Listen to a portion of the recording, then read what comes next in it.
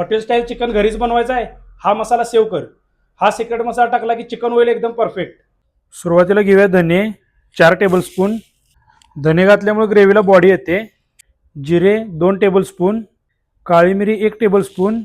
मिरीमुळे spicy kick वाढते. लवंग 1 teaspoon. दालचिनी 2 तुकडे घेतलेत.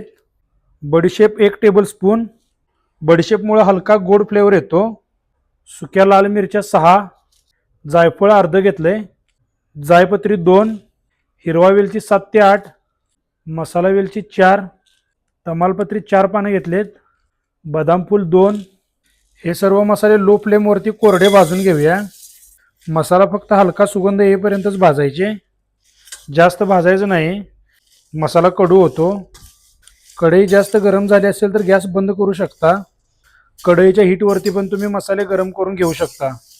मसाल्याचा सुगंध यायला चालू झालाय, काढून घेऊया. मसाले सगळे परफेक्ट गरम झालेत.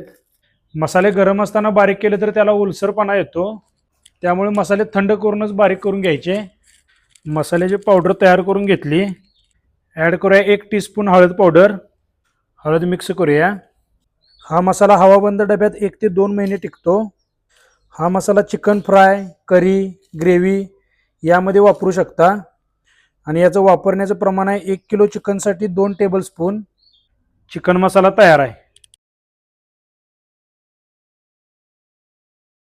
अशाच हॉटेल स्टाईल रेसिपीसाठी आपल्या पेजला नक्की फॉलो करा.